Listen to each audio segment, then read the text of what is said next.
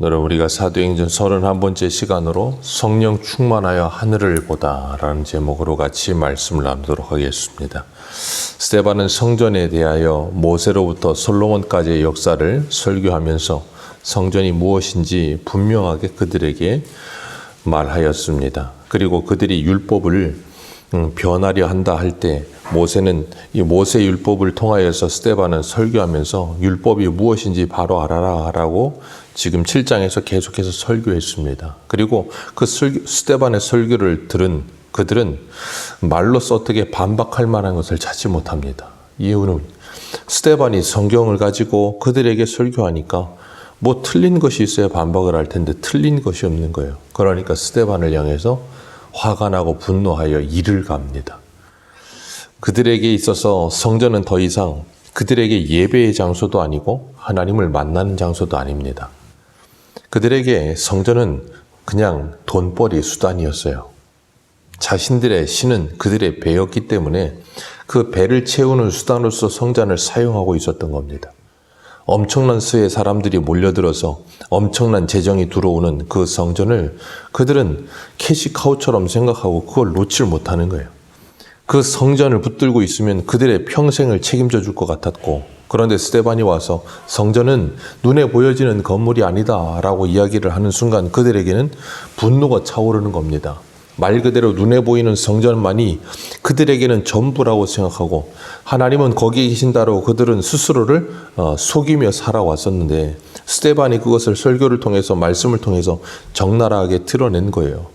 그리고 나니까 자신들의 이 모든 악과 죄가 드러나는 모습을 보면서 마음에 찔렸다 그랬습니다. 우리 사도행전 2장 한 군데만 앞으로 가서 보겠습니다. 사도행전 2장 37절입니다.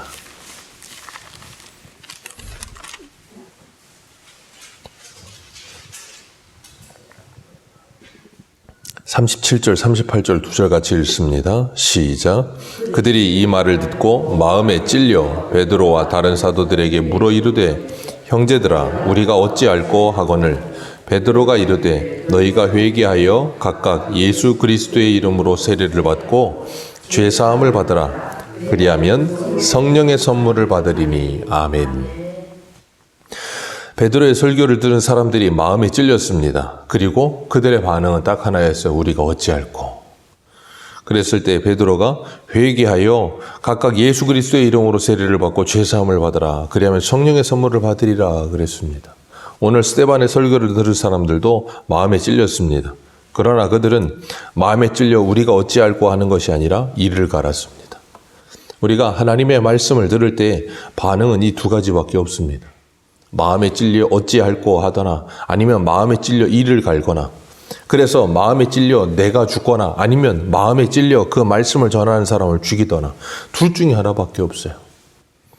요한복음 3장 20절에 보면 이렇게 말씀하세요. 악을 행하는 자마다 빛을 미워하여 빛으로 오지 아니하나니 이는 그 행위가 드러날까 함이요. 이들의 행위가 드러나니까 이들은 이를 갑니다. 그리고 빛으로 나오지 않습니다.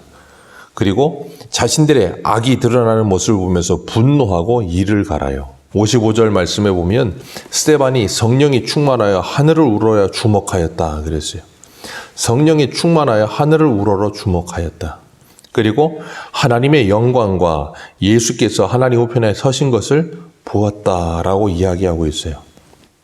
그 말을 스데반이 전하니까 그들이 소리를 지르면서 이를 갈고 짐승처럼 스데반에게 달려듭니다. 스데반은 지금 하늘을 우러러 하나님의 영광과 그리고 예수 그리스도께서 하나님 우편에 서신 것을 보고 있는데, 이 사람들은 스데반의 말을 듣고 하늘을 보는 것이 아니라 누구를 봐요? 스데반을 봅니다. 그리고 스데반을 보면서 이를 갈고 달려들어요. 마치 짐승처럼.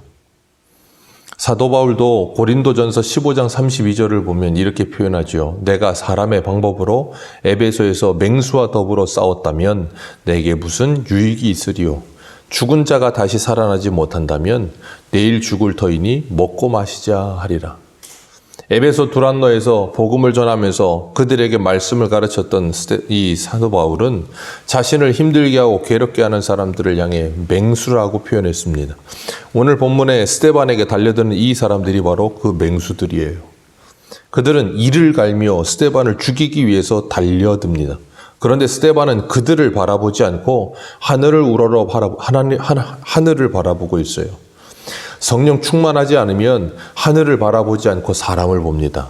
사람을 보면 맹수처럼 달려들며 이를 가는 그들과 똑같이 맹수와 같은 얼굴을 하고 그들을 향해서 이를 갈입니다. 그리고 눈에는 눈, 이에는 이 하면서 그들과 싸울 수밖에 없어요. 오늘 우리들도 하루를 살면서 분명히 우리 주변에 있는 사람들이 우리를 향해 이를 갈 수도 있고 맹수처럼 우리에게 달려들 수도 있고 우리를 괴롭게 하거나 힘들게 할 수도 있어요. 그때 우리의 반응은 그들을 바라보는가 아니면 하늘을 바라보는가? 우리의 표어처럼 예수를 바라보라 하는 이 표어처럼 우리들은 정말 예수 그리스도를 바라보고 있는가 아니면 사람을 바라보고 있는가 생각해 보시길 바랍니다. 성령 충만하지 않으면 이를 갈고 나를 향해서 맹수처럼 달려드는 그 사람들을 보지 하늘을 우러러 볼 수가 없어요. 왜 그런가 하면 내 안에서 성령이 충만하지 않고 이 분노와 악이 가득 차기 때문에 그렇습니다. 스데반이 성령에 충만하여 하늘을 우러러 볼 때 하나님의 영광과 예수 그리스도께서 하나님 우편에 서신 것을 보았다 그랬어요. 그때 사람들이 그 말을 듣다가 그들이 이렇게 분노한 이유 중에 하나는 뭐냐면 신성모독이라고 생각한 거예요. 자기들이 신성모독을 하고 있는데 스데반이 신성모독을 하고 있다고 생각하니까 어떻게 해요? 57절 같이 읽습니다. 시작. 그들이 큰 소리를 지르며 이를 막고 일제히 그에게 달려들어. 큰 소리를 지릅니다. 소리를 왜 지를까요? 스데반이 말하는 소리를 상쇄시켜버리기 위해서 큰 소리를 지르는 거예요. 스데반이 지금 하늘을 우러러 하나님 영광과 그 보좌 우편에 예수 그리스도 서신 것을 본다 그러니까 그들은 그게 신성모독이라고 생각하니까 소리를 지릅니다. 그리고 뭘 막았다고요? 귀를 막습니다. 스데반의 소리를 듣지 않겠다는 거예요. 하나님은 야고보서 1장 19절에 이렇게 말씀하세요. 내 사랑하는 형제들아 너희가 알지니 사람마다 듣기는 속히 하고 말하기는 더디하며 성내기도 더디하라 그러셨어요. 그런데 이들은 정반대죠. 말하기는 속히 하고 듣기를 더디합니다. 듣기를 더디하는 게 아니라 아예 듣지 않습니다. 오늘날의 사람들의 특징이죠. 다른 사람의 말을 듣지 않습니다. 그 사람의 말이 내게 들리는 것이 싫으면 아예 귀를 막아버려요. 그리고 소리를 지릅니다. 그 사람의 소리를 상쇄시켜버리고 그 사람의 입을 닫아버리는 거예요. 그러니까 뭐예요? 자기 말만 하죠. 막무가내예요. 다른 사람의 말을 들을 생각을 하지 않습니다. 그건 하나님의 말씀도 들을 생각을 하지 않아요. 귀를 닫아버립니다. 그리고 자기 말만 합니다. 사내들이 공의원들 그리고 수많은 사람들이 모여있는 그곳에서 스데반만이 성령 충만하여 하늘을 봅니다. 그리고 모든 사람은 스데반을 쳐다봅니다. 그리고 이를 갈고 맹수처럼 달려듭니다. 그러는 가운데 하늘이 열리고 하나님께서 스데반을 지켜보고 계세요. 이상하지 않습니까? 하나님께서 그렇게 스데반을 바라보시고 예수님 하나 우편에 서 계실 정도로 그렇게 스데반을 지켜보신다면 이런 상황이 왔을 때 스데반을 지켜주시면 돌을 막아주시면 얼마나 좋겠습니까? 그런데 주님은 그러지 않으셨어요. 그리고 스데반이 돌에 맞아 죽는 모습을 근데 생각해 보십시오. 성령에 충만하고 지혜와 은혜가 충만하며 이런 귀한 하나님의 사람이 순교할 때 꼭 돌에 맞아 죽어야 합니까? 이렇게 비참하게. 돌에 맞아 죽지 않고 좀 편안하게 갈 수는 없습니까? 세례 요한이 예수님 오실 길을 준비하며 하나님의 말씀을 전하고 헤롯에게 그 죄를 지적하며 그렇게 믿음으로 살려고 했던 그 세례 요한이 헤로디아의 딸이 춤 한 번 잘 춘 것 그것 때문에 목베임을 당하여 죽는 그런 비참한 모습으로 죽어야 합니까? 하나님의 말씀을 가지고 평생 하나님을 위해서 살았던 하나님의 사람들이 순교하는데 그렇게 비참할 정도로 순교하는 모습을 하나님께서 그냥 보고 계시는 거예요. 그럴 때 보면 하나님 너무하신 거 아닌가? 좀 편안하게 죽던가 아니면 좀 막아주시던가 아니면 베드로처럼 좀 야고보 순교하고 다음 베드로 차례일 때 좀 이렇게 피하게 해주시던가 그러면 참 좋을 것 같은데 하나님은 그렇게 하지 아니하시더라는 거예요. 왜 그럴까요?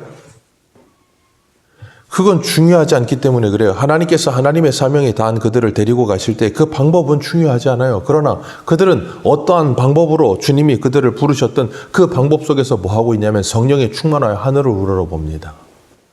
사람을 보지 않아요. 하늘을 우러러봐요. 사도행전 6장 15절 같이 한번 읽어보겠습니다. 사도행전 6장 15절.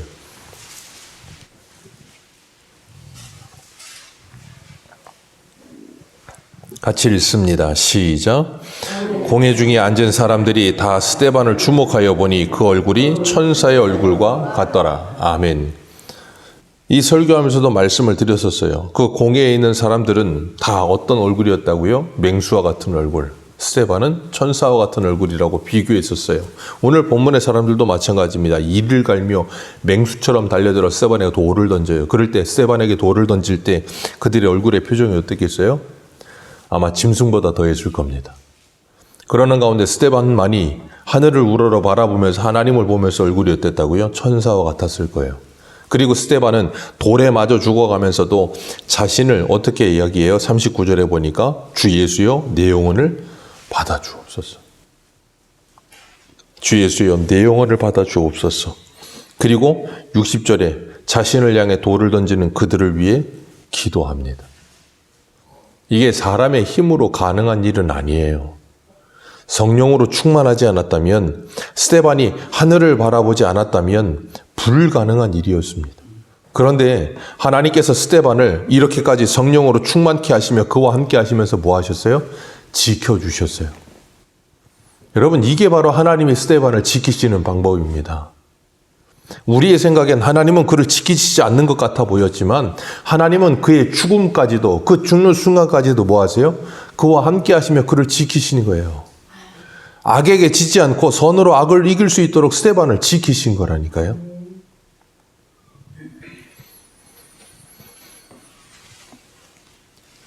우리가 10월 27일 서울에 모여서 집회를 합니다. 우리가 서울에 모여 집회할 때도 우리의 모습이 이런 모습이 되기를 주님의 이름으로 축복합니다. 이 나라의 교회들이 모여서 함께 이 하나님께 기도할 때 그들을 향해 눈에는 눈, 이에는 이다라고 말을 하면서 짐승과 같은 얼굴로 그들과 싸우는 것이 아니라 그들을 용서할 수 있고 그들을 정말 그들을 위해서 그들의 죄를 용서하여 주시기를 기도하는 마음을 가질 수 있으면 얼마나 좋을까라는 생각을 합니다.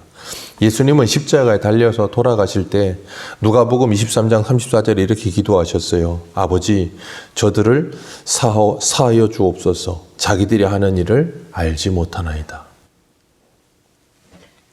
오늘 우리들도 우리를 향해 맹수와 같이 우리를 죽이려고 달려드는, 그리고 일을 가는 그들과 함께하는 방법, 그들과 싸우지 않고 그들을 불쌍히 여길 수 있는 방법은 딱 하나입니다. 하늘을 바라보는 겁니다.